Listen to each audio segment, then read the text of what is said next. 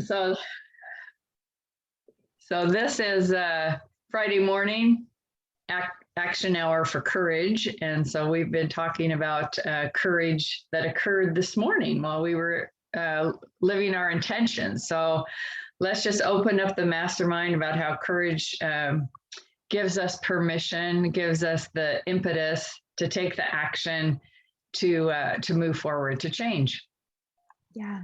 So I'm gonna throw it out to you, ladies.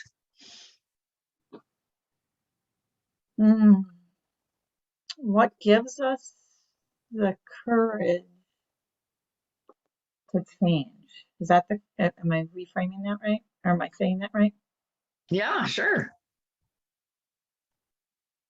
For,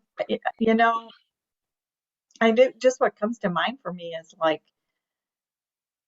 when I feel good about myself, it's a lot easier to change. Mm-hmm. Yeah. And like the momentum is there. Like I pulled one of those spirit cards the other day, which I think they're down at the farmhouse now, but it was basically just, I can't remember exactly how it was worded, but it just made me think of that. Like when you're yourself, when you're really your authentic self, everything just time expands. Yeah. Because everything feels so right. And so it feels like you can get everything done, and it's so I'm thinking, okay, now as I'm saying this out loud, I'm like, so like when I'm saying I feel so busy or I'm overwhelmed, that could be like my radar saying, Get back to yourself. Get back to myself. Because you just said that time expands when you're fully yourself and you can get so many things done. So maybe that's a trigger to be able to say, hey, guess what? Time feels like it's shrinking. So what do I need to do? I need to get back to myself and have the courage to get back to myself. Yeah. Yeah. And the courage to ask yourself the question.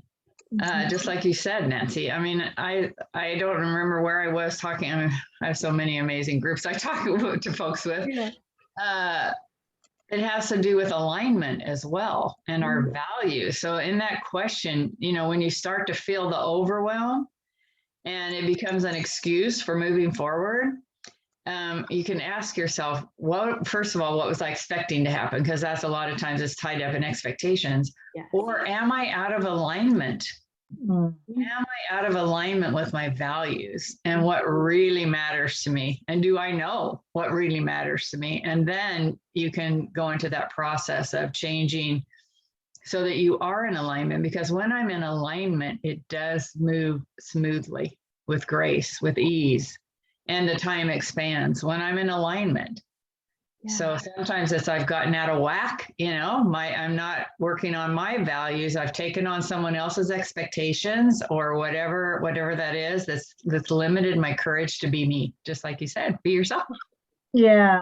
Any thoughts on like a good, that's the challenge. Like, how do you have the courage to get back into alignment? Or like, what's the, and I know all the techniques, or not all of them maybe, but I know a lot of techniques. But when you're stuck there's like if I had the one thing. Yeah. Go ahead. Give me the one thing. Yeah. I think for me, when I'm stuck, I typically keep my mouth shut. Listen.